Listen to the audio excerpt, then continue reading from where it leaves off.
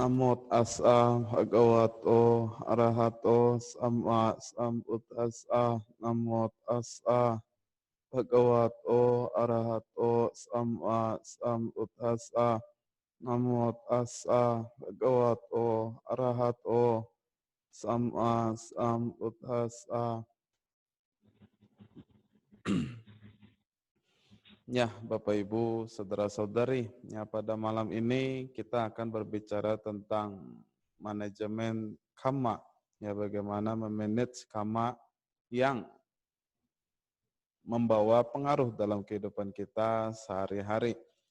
Ya, Bapak Ibu, saudara-saudari, ya seperti yang kita ketahui ya bahwa kehidupan kita dalam keseharian ya ini bisa dibilang dipengaruhi oleh faktor karma, ya walaupun karma bukan satu-satunya faktor yang menjadi penentu ya apa yang terjadi dalam kehidupan kita sehari-hari, tetapi tetap saja tidak bisa dipungkiri ya bahwa ya dalam kehidupan kita sehari-hari ya karma memiliki peran yang sangat besar, ya sangat dominan, ya bahkan bisa dikatakan sangat major ya dalam kejadian yang akan muncul dalam kehidupan sehari-hari. Ya kita juga mengetahui, ya saya yakin Bapak Ibu saudara-saudari ya semua sudah mengetahui bahwa ya karma adalah akibat dari perbuatan. Ya apabila kita ingin tahu bagaimana cara untuk memanage karma kita, ya maka kita harus tahu terlebih dahulu ya apa itu karma. Ya bagaimana karma bisa muncul, apa saja faktor-faktor yang mempengaruhi karma. Ya jadi yang pertama, apa itu karma? Ya apabila secara harfiah ya karma itu adalah akibat perbuatan. Ya meminjam bahasa saudara kita, ya karma bisa disamakan dengan pahala. Ya hanya saja ya karma dalam konteks Buddhis ya adalah akibatnya, akibat dari perbuatan yang telah kita lakukan, ya akibat dari sebab yang kita munculkan. Ya jadi karma adalah sebuah akibatnya, akibat dari sebabnya. Apapun yang kita lakukan ya pada waktu lampau, ya itu semua akan menjadi karma. Ya, karma dikategorikan menjadi dua, yaitu karma yang positif dan karma yang negatif. Ya, sedangkan untuk karma yang netral, ya ini hanya bisa muncul pada mereka yang sudah mencapai arahat, maga, dan pala. Ya, kita sebagai putujana, ya sebagai orang biasa, hanya bisa menimbulkan dua jenis karma, positif dan negatif. Ya tentu karma yang positifnya ini akan membawa sesuatu yang positif pula. Ya dalam sederhananya karma yang positif atau karma yang baik ya akan menghasilkan kebahagiaan, keberuntungan ya dan lain sebagainya. Ya, sedangkan karma yang negatifnya ini akan menghasilkan kebalikan dari karma yang positif, ya, yaitu penderitaan, ya, kesialan, bencana dan lain sebagainya. Ya, jadi dua jenis karma yang muncul dari tingkah laku. Ya, ini sangat berperan penting ya dalam manajemen karma. Ya, karena apabila kita tidak mengetahui apa itu karma, ya maka kita tidak akan bisa mencari solusi. Ya, solusi yang efektif dan efisien. Ya, jadi setelah kita mengetahui apa itu karma, yang bahwa karma itu adalah akibat dari sebab, atau akibat atau hasil konsekuensi dari semua yang kita lakukan. Ya, maka selanjutnya kita harus mengetahui bagaimana cara kerja karma. Ya, bagi Bapak Ibu saudara-saudari yang sering mengikuti Dhamma kelas ya pada hari Minggu siang ya, maka Anda mungkin pernah mendengar ya bagaimana struktur atau proses munculnya sebuah karma. Ya, karma itu muncul ya memang dalam konteks dikatakan adalah akibat ya dari tingkah laku. Ya, tetapi kita harus tahu bagaimana proses karma itu muncul. Ya, karma itu muncul diawali dari bagaimana proses makhluk hidup berpikir. Ya, jadi awal dari munculnya karma, cikal bakalnya ya adalah pikiran. Ya, pikiran kita menjadi faktor penentu. Ya, pikiran kita menjadi faktor awal ya dari munculnya sebuah karma. Apa saja yang menjadi faktor-faktor yang melingkupi proses yang munculnya sebuah kama? Yang pertama adalah kontak, ya kontak indria kita ya dengan objek, ya apakah penglihatan, pendengaran, penciuman, ya, dan lain sebagainya, bahkan termasuk pikiran. Ya pada saat indria tersebut ya kontak terhadap objek, ya maka hasil dari kontak tersebut ya akan diproses ya dalam kesadaran kita, yang tentu akan diawali dengan sebuah kesan. Ya, jadi pada saat satu individu ya kontak terhadap objek melalui indria, ya hasil kontak tersebut akan diproses ya dianalisa oleh pikiran kita. Ya dimulai dari munculnya objek. Ya, setelah kontak, ya informasi tersebut akan dikirim kepada ya apa yang kita sebut dengan prosesor ya. Ya dalam prosesor tersebut ya objek tersebut akan dianalisa. Yang paling pertama adalah menentukan ya kesan. Ya kesan yang berasal dari memori ya atau ingatan.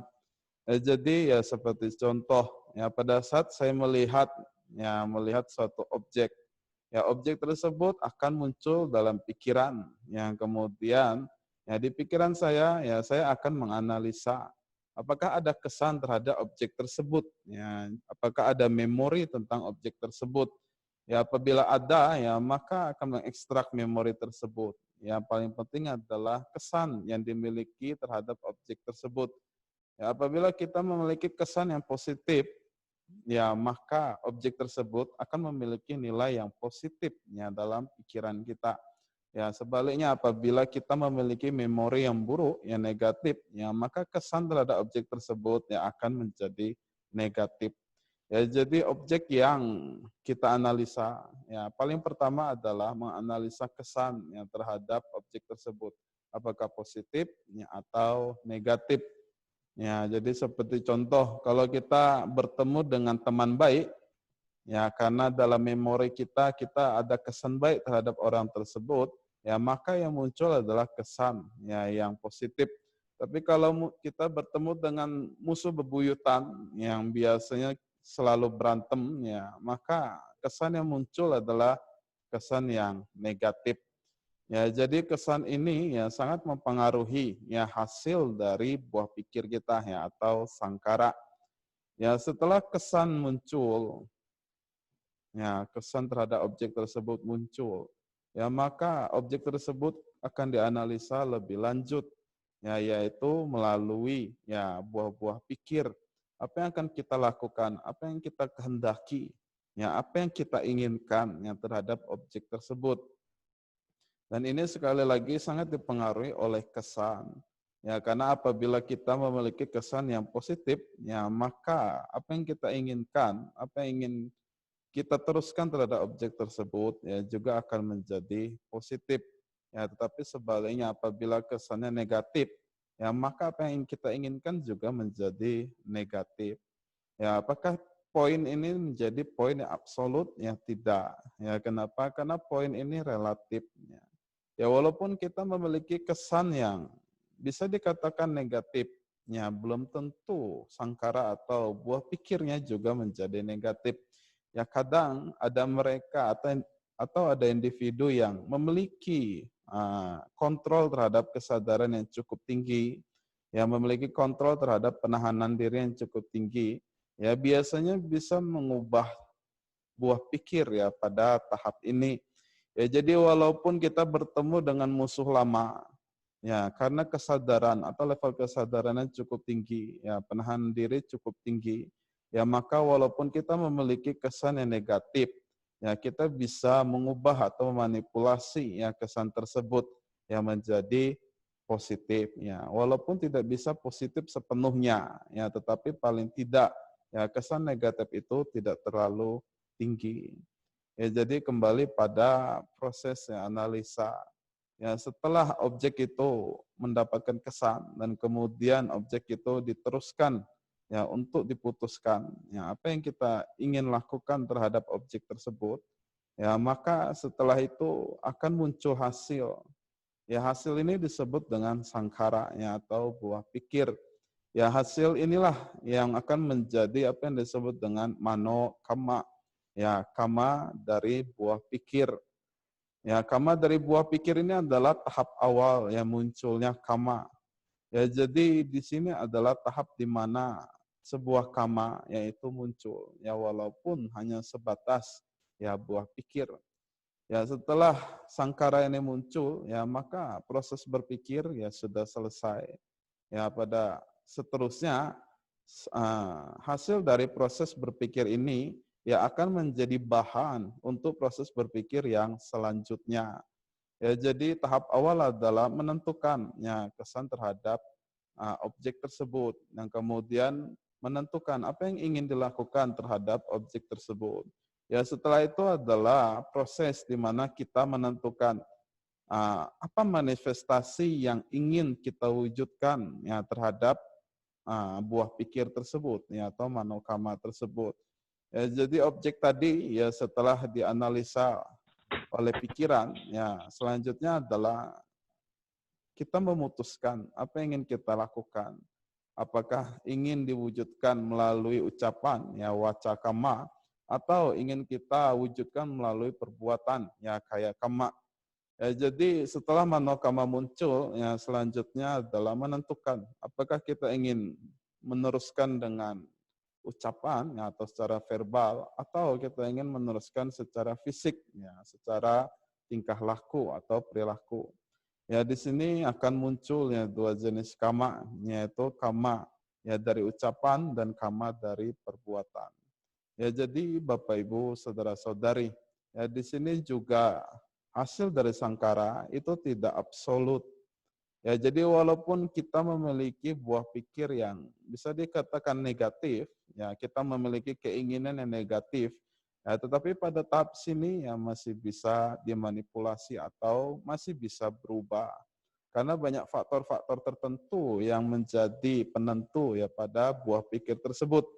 Ya, jadi misalnya apabila kita atau ada individu yang ingin melakukan tindakan kriminal atau tindakan yang buruk, ya muncul keinginan yang negatif, ya maka pada saat ingin dimanipulasi, ingin diwujudkan atau diimplementasi, ya muncul faktor-faktor yang lain, ya misalnya ya ada satu individu yang menemukan dompet, ya kemudian muncul pikiran yang negatif. Ya, muncul pikiran negatif. Dia ingin mengambil isi dompet tersebut atau ingin mengambil dompet tersebut. Ya, pada saat ingin diimplementasikan keinginannya, ya, yaitu ingin mengambil dompet tersebut, muncul faktor yang lain. Ya, misalnya saja, ya tahu-tahu ada orang datang, ya, ada orang datang di sebelahnya. Ya, jadi ketika ingin mengimplementasi ya keinginan tersebut ya kemudian berubah ya. Kenapa? Karena ada faktor penentu lainnya yaitu adanya individu yang lain ya di samping dari individu pelaku itu sendiri. Ya, jadi implementasinya bisa berubah. Ya, tetapi tidak dipungkiri bahwa kama sudah muncul. Ya, kama buruk sudah dilakukan. Ya, walaupun hanya sebatas pikiran. Ya, jadi Bapak Ibu, saudara-saudari, nah ini adalah proses ya bagaimana kama itu muncul. Ya, jadi sekali lagi diulangi bahwa kama itu diawali dari kontak, ya kontak indera dengan objek. Ya, setelah objek itu kontak, kemudian dianalisa, ya dianalisa kesannya dan dianalisa apa yang ingin dilakukan. Ya, tujuan dari objek tersebut. Ya, setelah dianalisa muncul apa yang disebut dengan manokama. Ya, manokama itu kemudian dianalisa lebih lanjut. Ya, dianalisa untuk implementasi apa yang akan dilakukan terhadap objek tersebut. Apakah diimplementasi melalui ucapan atau diimplementasi melalui perbuatan. Ya, jadi ini adalah prosesnya di mana kama itu muncul. Ya, pertanyaan ketiga, ya bagaimana kita ya memanipulasi atau memanage kama yang bisa dikatakan muncul dalam kehidupan sehari-hari. Ya Bapak Ibu, saudara-saudari, ya pertanyaan ketiga ini adalah sesuatu yang sangat sederhana, ya tetapi sangat sulit untuk dipraktekkan.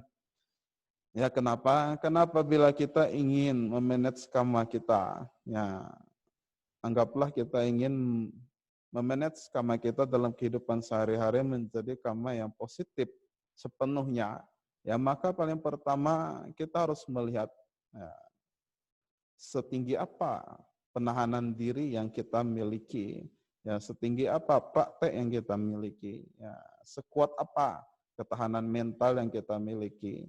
Ya kenapa? Karena di sini sangat menentukan ya apa yang akan kita lakukan terhadap karma yang akan muncul, yang akan kita implementasikan.